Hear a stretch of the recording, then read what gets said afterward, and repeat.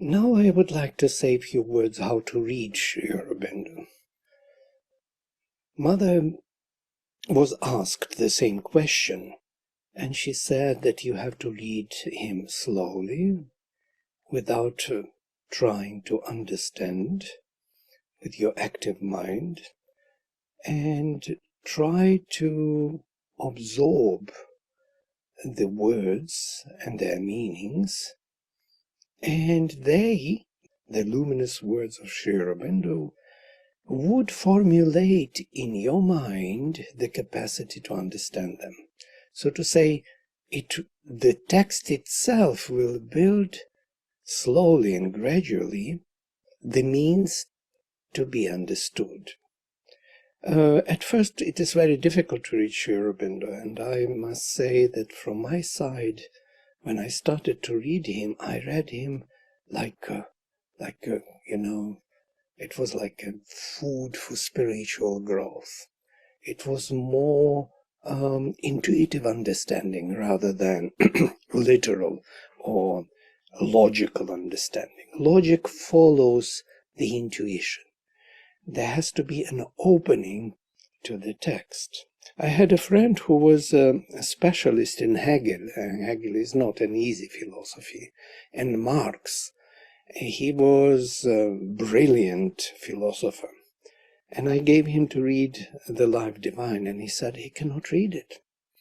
After half a page, his brain is burning, he said.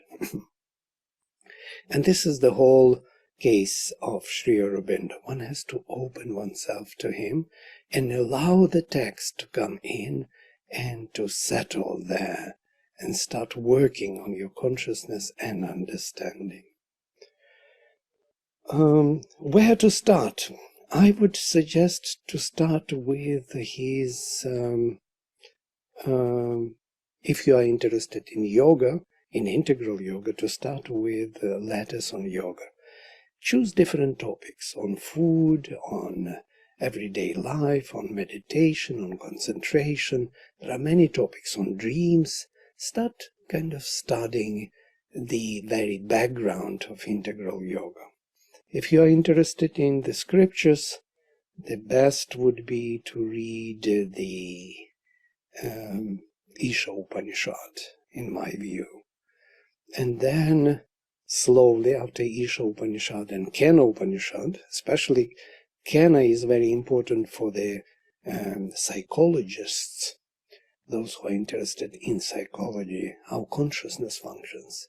Then you can be prepared for his other writings, such as The Secret of the Veda and The Hymns to the Mystic Fire. Those who are interested in this sociological studies, the human cycle and the ideal of human unity are the must. You have to take these works and seriously study them. Those who are interested in poetry, the future poetry, those who are interested in the Gita and the synthesis of yoga, that would be the essays on the Gita and the synthesis of yoga. So there are many ways of studying Sri Aurobindo's works. There is also a profound work which is called The Foundations of Indian Culture. So I would recommend to start with the book by Satprem, which is called The Adventure of Consciousness, Sri Aurobindo and the Adventure of Consciousness. It is an introduction to Sri Aurobindo's and Mother's life, and their work, their major work. It will help you to orient yourself and to prepare you for reading his original works.